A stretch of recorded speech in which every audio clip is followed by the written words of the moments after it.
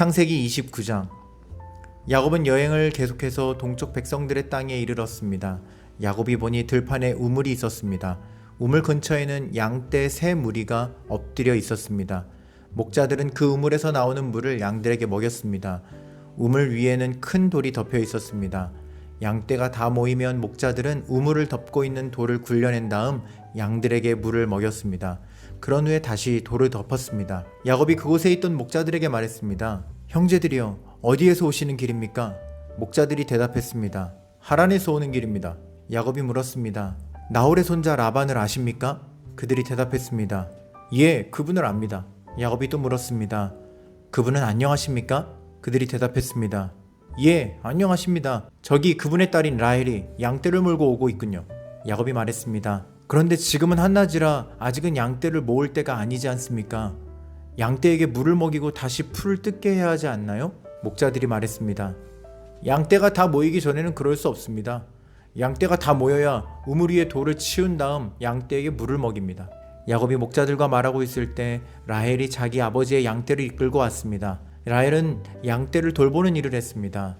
야곱은 라반의 딸 라헬과 자기 외삼촌 라반의 양떼를 보고 우물로 가서 돌을 굴려낸 다음 외삼촌 라반의 양떼에게 물을 먹였습니다. 그리고 나서 야곱은 라헬에게 입을 맞추고 큰 소리로 울었습니다.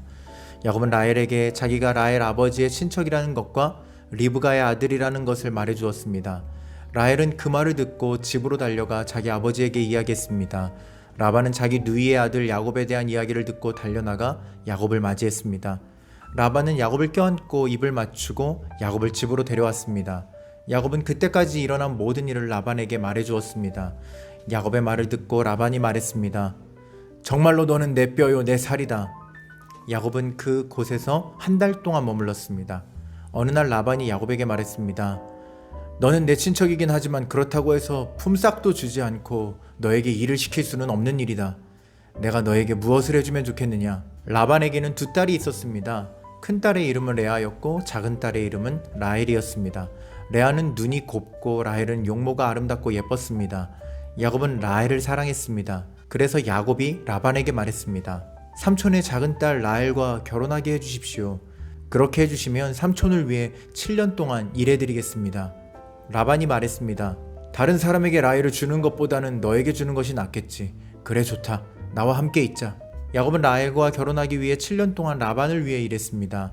하지만 라헬을 너무나 사랑했으므로 야곱에게 그 7년은 마치 며칠밖에 되지 않는 것처럼 느껴졌습니다.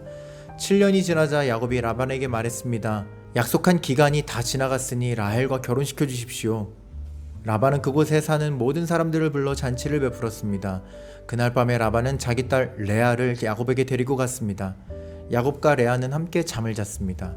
라반은 자기의 여종 실바를 레아의 몸종으로 주었습니다. 이튿날 아침 야곱은 자기가 레아와 함께 잠을 잤다는 것을 알게 되었습니다. 야곱이 라반에게 말했습니다. 어찌하여 저에게 이런 일을 하셨습니까?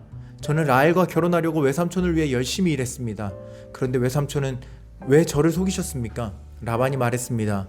우리 지방에서는 큰 딸보다 작은 딸을 먼저 시집 보내는 법이 없네. 결혼식 기간 일주일을 채우게. 그러면 라헬도 자네에게 주겠네.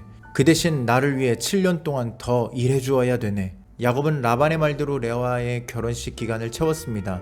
그러자 라반이 자기 딸 라헬도 야곱의 아내로 주었습니다. 라반은 자기의 여종 빌하를 라헬의 몸종으로 주었습니다. 야곱은 라헬과도 함께 잠을 잤습니다. 야곱은 레아보다 라헬을 더 사랑했습니다. 야곱은 라반을 위해 7년 동안 더 일했습니다. 여호와께서는 레아가 라헬보다 사랑받지 못하는 것을 보시고 레아에게 아이를 낳을 수 있게 해주셨습니다. 하지만 라헬은 아이를 가지지 못했습니다. 레아가 임신하여 아들을 낳았습니다. 레아는 여호와께서 내 괴로움을 살펴주셨다. 이제는 내 남편이 나를 사랑해주겠지? 라고 말하면서 그 아들의 이름을 르우벤이라고 지었습니다. 레아가 다시 임신을 해서 또 아들을 낳았습니다. 레아는 여호와께서는 내가 사랑을 받지 못한다는 것을 들으시고 내게 이 아들도 주셨구나 하고 말하면서 아들의 이름을 시므온이라고 지었습니다. 레아가 다시 임신을 해서 또 아들을 낳았습니다. 레아는 내가 아들을 3명이나 낳았으니 이제는 내 남편이 나를 가까이 하겠지 라고 말하면서 아들의 이름을 레위라고 지었습니다. 레아가 다시 임신을 해서 또 아들을 낳았습니다. 레아는 이제는 여호와를 찬양해야지 라고 말하면서 아들의 이름을 유다라고 지었습니다. 그리고 나서 레아는 아이를 낳지 못했습니다. 창세기 30장. 라헬은 자기가 야곱의 아이를 낳지 못하자 언니 레아를 시샘했습니다. 라헬이 야곱에게 말했습니다. 나에게도 아이를 주세요. 그렇지 않으면 죽어버리겠어요. 야곱이 라헬에게 크게 화를 내며 말했습니다. 아이를 낳을 수 없게 하신 분은 하나님이신데 나더러 어떻게 하란 말이오? 내가 하나님을 대신하란 말이오? 라헬이 말했습니다. 여기 제 몸종 비라가 있으니 비라와 함께 주무세요. 그래서 비라를 통해 나도 아이를 가질 수 있게 해주세요. 그녀가 아이를 낳아 내 무릎 위에 놓아줄 것입니다. 라헬은 자기 몸종 비라를 야곱의 아내로 주었습니다. 야곱은 비라와 함께 잤습니다. 비라가 임신을 해서 야곱에게 아들을 낳아 주었습니다. 라헬이 말했습니다. 하나님께서 나의 억울함을 풀어주셨다. 하나님께서 내 기도를 들어주셔서 나에게 아들을 주셨다. 그래서 라헬은 그 아들의 이름을 단이라고 지었습니다. 비라가 다시 임신을 해서 야곱에게 둘째 아들을 낳아 주었습니다. 라헬이 말했습니다. 내가 언니와 크게 겨루어서 이기고야 말았다. 그래서 라헬은 그 아들의 이름을 납달리라고 지었습니다. 레아는 자기가 아이를 더 낳지 못하게 된 것을 알고 자기 몸종 실바를 야곱에게 아내로 주었습니다. 그래서 실바에게도 아들이 생겼습니다. 레아가 말했습니다. 나는 운이 좋다. 그래서 레아는 그 아들의 이름을 갓이라고 지었습니다. 레아의 몸종 실바가 아들을 또 낳았습니다. 레아가 말했습니다. 나는 행복하다. 이제는 여자들이 나를 행복한 사람이라고 부르겠지. 그래서 레아는 그 아들의 이름을 아셀이라고 지었습니다. 보리를 거두어 드릴 무렵에 르우벤이 들판에 나갔다가 합한 채를 발견해서 자기 어머니 레아에게 가져다 주었습니다. 그러자 라헬이 레아에게 말했습니다. 언니, 아들이 가져온 합한 채를 나에게도 조금 줘요. 레아가 대답했습니다. 너는 내 남편을 빼앗아 가더니 이제는 내 아들이 가져온 합한 채까지 빼앗으려 드는구나. 그 말을 듣고 라헬이 말했습니다. 그 합한 채를 나에게 주면 그이가 오늘 밤에는 언니와 함께 자도록 해주겠어요. 그날 저녁 야곱이 들에서 돌아오자 야곱을 맞이하러 나간 레아가 말했습니다. 오늘 밤에는 나와 함께 자야 해요. 내 아들이 가져온 합한 채로 당신의 대가를 치렀거든요. 그래서 그날 밤에 야곱은 레아와 함께 잠을 잤습니다. 하나님께서 레아의 기도를 들어주셔서 레아가 다시 임신을 했습니다. 레아는 야곱의 5째 아들을 낳았습니다. 레아가 말했습니다. 내가 내 몸종을 남편에게 주었더니 하나님께서 그 값을 갚아주셨구나. 그래서 레아는 그 아들의 이름을 이사갈이라고 지었습니다. 레아가 또 임신을 하여 야곱에게 6째 아들을 낳아주었습니다. 레아가 말했습니다. 하나님께서 나에게 좋은 선물을 주셨다. 내가 6째 아들을 낳았으니 이제는 남편이 나를 존중해 주겠지? 그래서 레아는 그 아들의 이름을 스불론이라고 지었습니다. 그 후에 레아는 딸을 낳고 이름을 디나라고 지었습니다. 하나님께서 라헬을 기억하시고 라헬의 기도를 들어주셔서 라헬도 아이를 낳을 수 있게 해주셨습니다. 라헬이 임신을 해서 아들을 낳았습니다. 라헬이 말했습니다.